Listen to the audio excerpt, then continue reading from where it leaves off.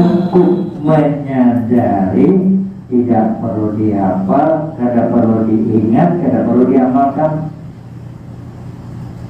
Menyadari bahwa awak ini, hati ini, dan jiwa ini berasal, diulah dari nur Nabi kita. Nah, disinilah syafaat itu berlaku. Cuma kesadaran, apalagi kepada jamaah yang sudah menerima ananiah dari Rasulullah. Mudah-mudahan yang belum sempat menerima pada lain kesempatan saya akan bisa diminta dituntut.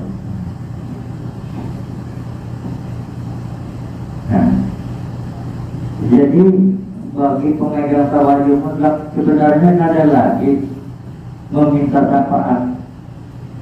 Kalau masih meminta syafaat Rasulullah, syafaat itu artinya pertolongan.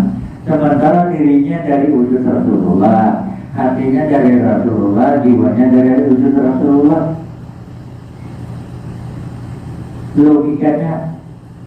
Logikanya apa? Kemana kita?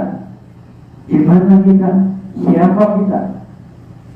Namun ingat, diakui salah, kada diakui salah. Kada mengakui awak dari nur nabinya, kada mengakui awak hati dari nur nabinya, kada mengakui jiwa dari nur nabinya. Dari nur siapa? Dari nur siapa? Nur nabi kita itu dari nur yang bersama Allah. Kalau kita kada mengakui dari nur siapa? Sementara dunia akhirat berasal dari nur nabi kita, dan nur nabi kita berasal dari nur yang bernama Allah. Kemana kita kalau bukan tidak mau mengakui?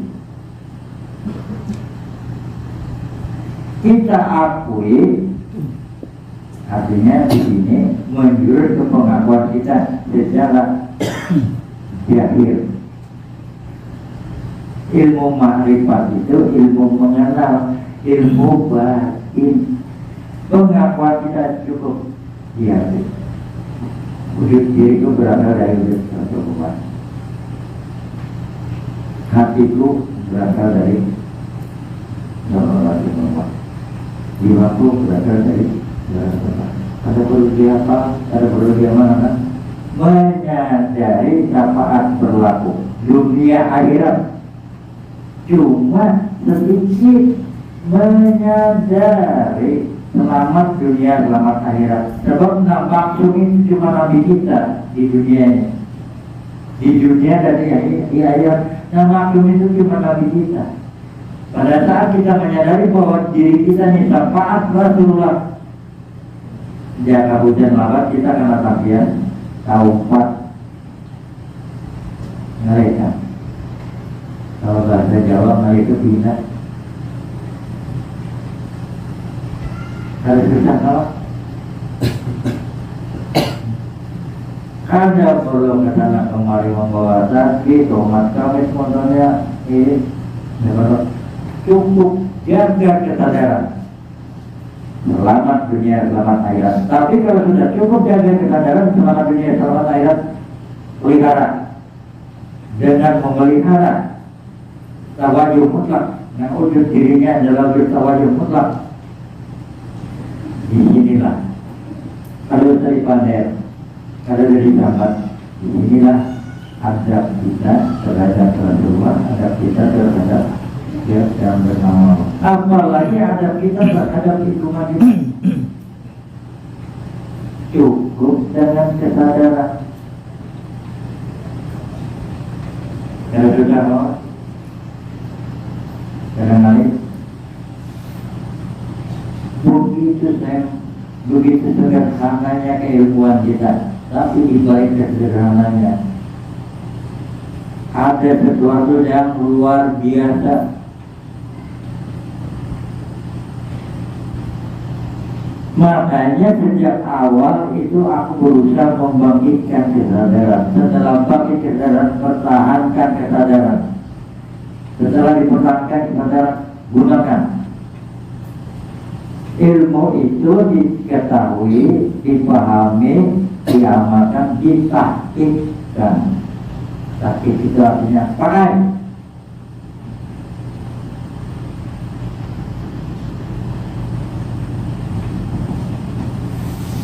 Kalau penjelasan dari orang-orang terdahulu, senior-senior kita, dan memang itu penjelasan dari guru kita, yang kita hauli, aku menyaksikan sesuai dengan apa yang dijelaskan oleh Khalifah tadi. Benar bahwa awak kita ini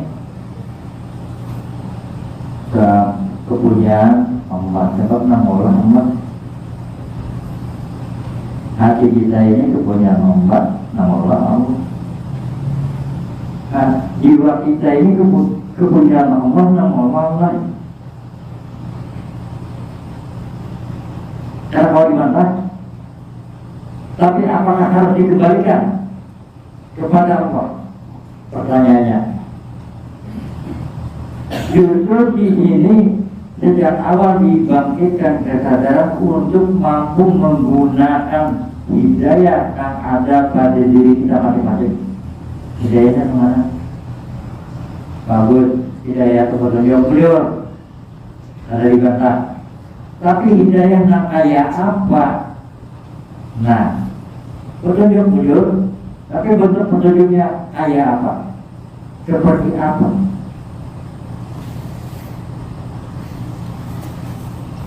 Makanya tanggalan petunjuk itu ada yang jelas, ada yang setengah jelas, setengah ada yang tersembunyi. Justru hidayah yang di dalam diri kita lebih banyak tersembunyi. Jadi kada salah kalau ada yang menunggu hidayah karena kada menuntut ilmunya, kada memahami dirinya, lalu kada mengamalkan, kada memakai. Kenapa jadi kada memakai? Kada tahu, kada paham bahwa wujud dirinya dari ujung rambut sampai ujung kaki, kuku di kaki adalah wujud hidayah. Contoh perumpamaan takbar, amsal, ini, kalau katakan miknya aku pakai bapak ini adalah petunjuk. Logika, timbulkan logika. Logika itu artinya akal dan pikir. Bisa diterima kada kalau aku katakan miknya aku pegang ini adalah petunjuk.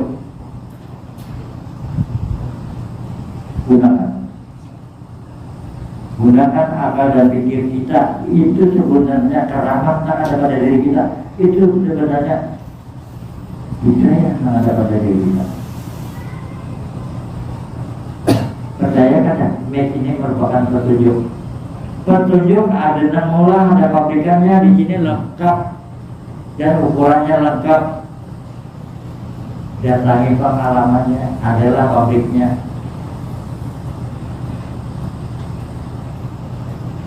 Nah, kayak tujuan itu perumpamaan.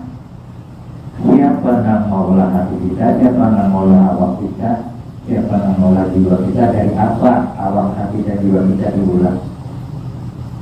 Adakah itu merupakan petunjuk? Ujungnya kemana? Kalau ada petunjuk yang mengatakan suhudulkan terakhir wadah, nah, kata coba suhudul wadah, itu kata ke bawah.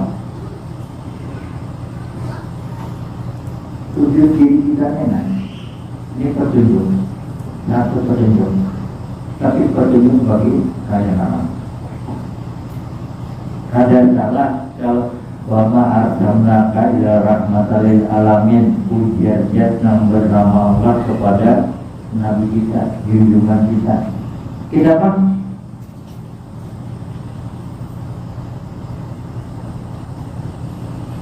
Cuma kesadaran kita yang menutup, yang menghijab, yang menyebabkan kita terdinding dengan Rasulullah, ini dengan zat yang bernama Allah. Quran bilang, sejak aku ciptakan engkau, apapun barang yang aku ciptakan, aku tidak pernah jauh dengan apa yang pernah aku ciptakan.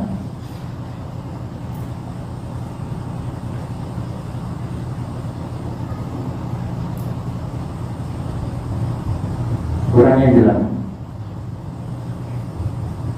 Maka lebih kebikum umuran mingkal kabli dalam wilayah. Kalau ada perbedaan Tuhan, apa pegangan kita? Sementara pegangan kita tentang berbaikat dengan dua kalimat syahadat, menyadari kata kita mengucapkan dua kalimat syahadat itu berbaikat, berjanji, mengakui berjanji. Yang di dalam dua kalimat syahadat itu ada rahasia pengakuan diri kita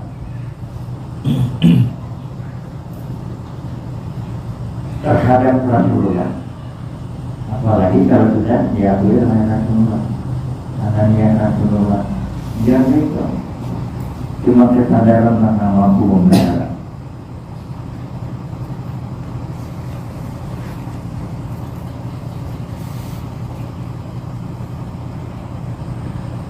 Kalau kita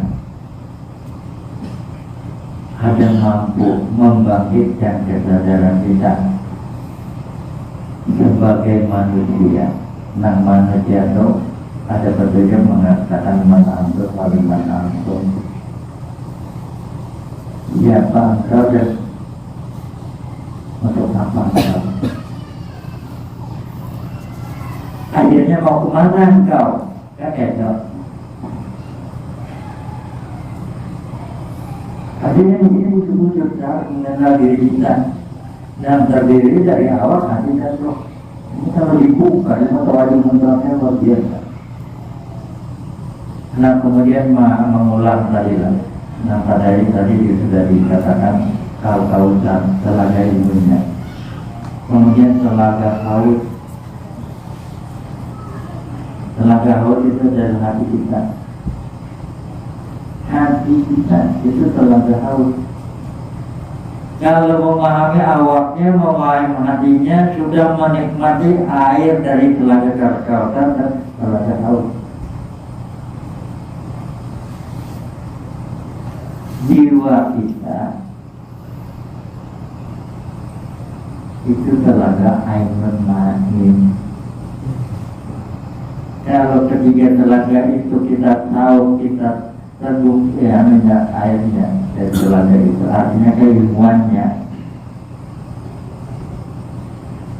Jaminan ada perlu istilah yang menjamin dirinya, menjamin dirinya selamat, dirinya tergantung dirinya. Walaupun ada jaminan sebagai orang yang pemegang tawajjuh mutlak, tapi jangan mengandalkan jaminan. Nah, ini dikehendaki. Artinya jangan bawa umuran jadi murid. Jadilah seorang murid. Kalau murid al-manu itu saja ilmu. Kalau seorang murid itu memahami ilmu walaupun sedikit. Bahkan Nabi pernah bersabda, beligu ani walau ayat. Artinya hanya satu ayat saja yang kita ketahui, tapi kita pakai, kita pahami, kita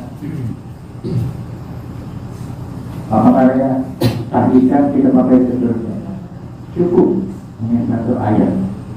Sementara di dalam tawajjuh mutlak banyak ayatnya. Hanya Bapak dari sini kadang mampu menyambat ayat-ayatnya. Inilah kekurangannya. Sudah masuk di tangan belum? Belum. Ini kita kalau di mana baik kan orang aja.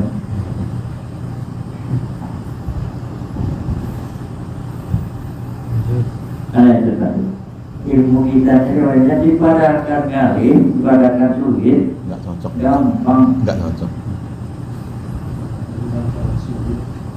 Dipadatkan gampang, sulit.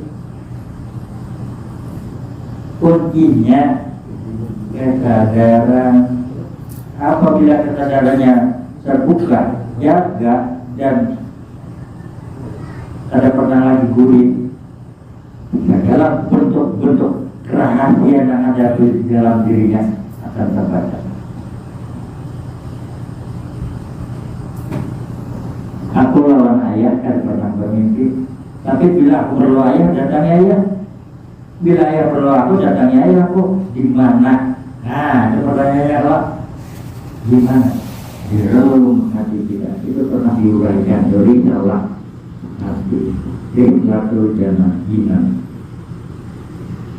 Itu pernah diuraikan.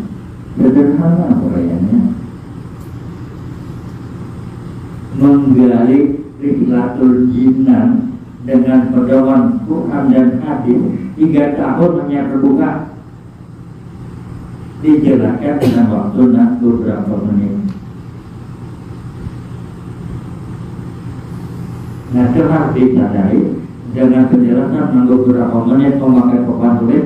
Ini artinya masing-masing yang sudah menerima ini perlu pendalaman tentang apa yang pernah diterima. Gunakan hidayah akal dan pikir. Nah, ada pada diri kita, nah ada pernah dibedakan oleh Subhanahu wa Ta'ala, baik itu di dunia maupun lagi, baik nampura maupun akal dan pikir ada pernah dibedakan. Lawan Islam, lawan Islam ada dibedakan. Maha adil dan yang bernama.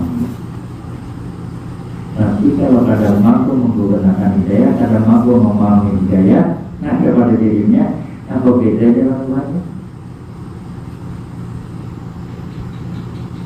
Ya, apa bedanya lawan Tuhannya? Yang dikarenakannya ada tahu, ada paham, lalu kita kata sejarah yang kita berangkat-angkat, maka ada peringatan.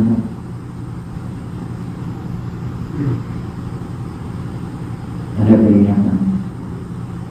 Barang siapa yang buta di dunia ini, kaidah di akhiratnya akan lebih buta, tersesat perjalanannya. Ada Quran yang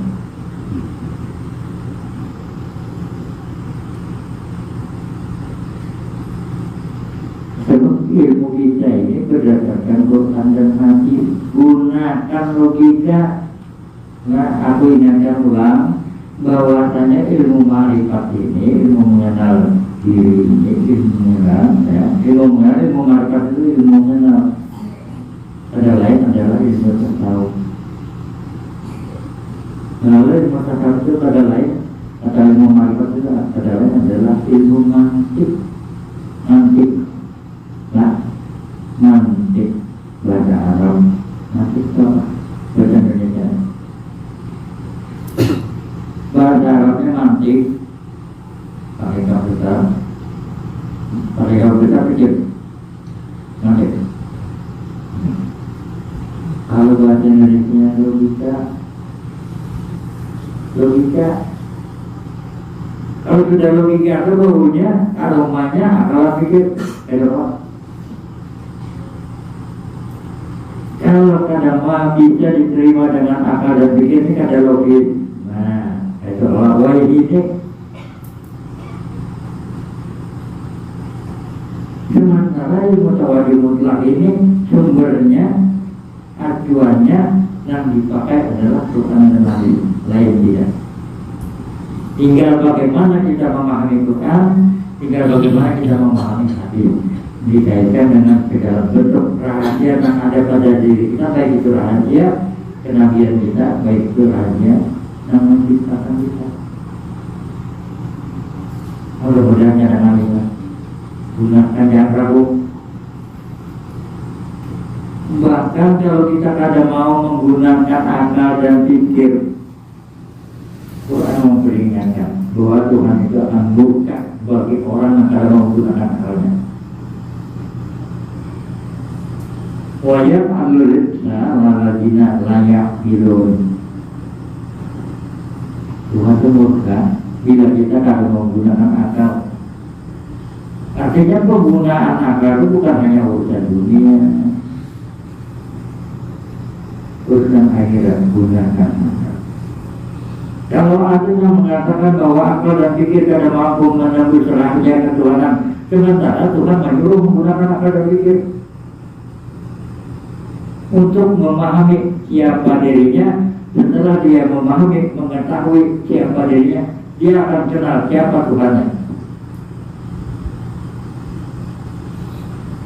Mengenal diri memakai akal dan pikir, otomatis mengenal Tuhan memakai logika, nanti memakai tasawuf.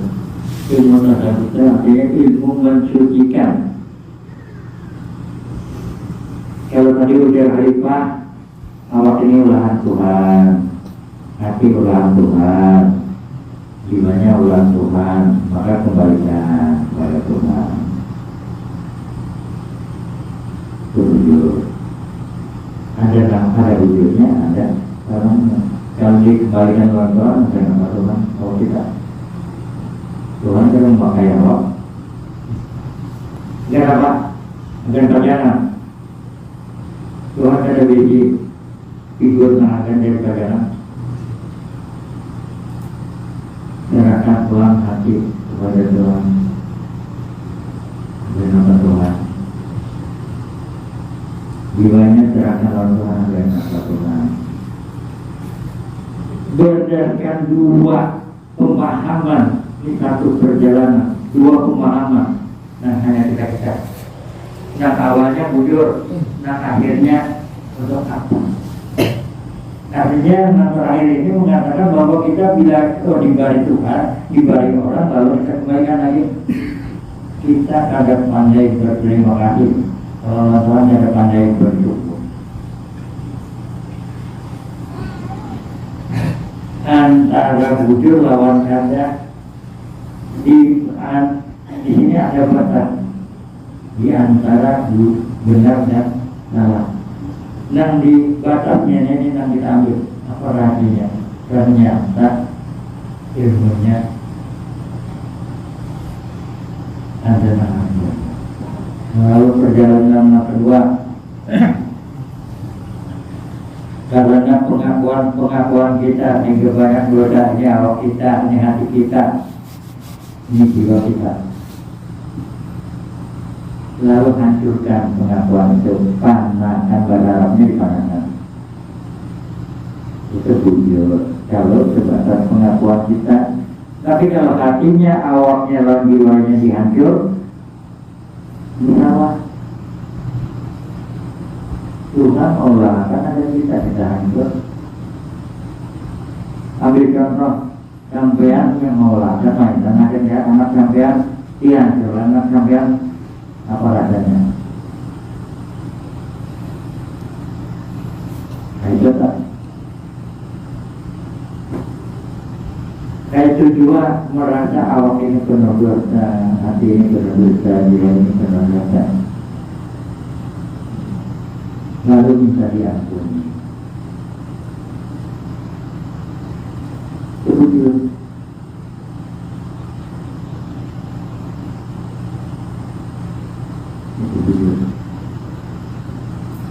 tapi wujudnya apa? Apakah diterima pengampunan? Kayak sebuah pengampunannya kan? Logikanya kan? Kategori yang diterima pengampunan itu kayak apa? Ada kategorinya, ada ketentuannya. Lalu dengan perjalanan waktu kita sedikit demi sedikit antara jujur dan salah, antara tadi kita ambil hikmah apa? Ternyata ilmu tasawuf itu ilmu mensucikan awak, ilmu mensucikan hati, ilmu mensucikan jiwa. sebaik-baiknya pembersih untuk suci adalah kalimatul taubat. Makanya orang Bali Mekah itu memakai kalimatul taubat. Nah, Allahu Akbar, Allahu Akbar. Kita saling berkata berburuk bila ada begitu. Ada sama orang berburuk salah. Aku dari ayah, aku dari ayah, kamu dari ayah. Kita ambil apa sebenarnya, ternyata membersihkan, mensucikan. Kenapa sesuai dengan kata dasarnya, kata artinya suci. Orang yang bertanggung, orang yang berusaha mensucikan dirinya. Kira-kira sampai di sini dahulu lah. Kemudian mohon maaf, kalau sampai. Mudah-mudahan lain waktu kita bisa berkumpul lagi. Amin. Ya, mudah-mudahan kita enak ada di dunia itu, di akhirat enak. Amin. Jadilah wujud-wujud umat Rasulullah. Amin. Yang bersama Mas Kumpul. Lebih dari kurang yang mohon maaf. Ayo kalau mau kita hidayah. Assalamualaikum warahmatullahi wabarakatuh. Waalaikumsalam warahmatullahi wabarakatuh.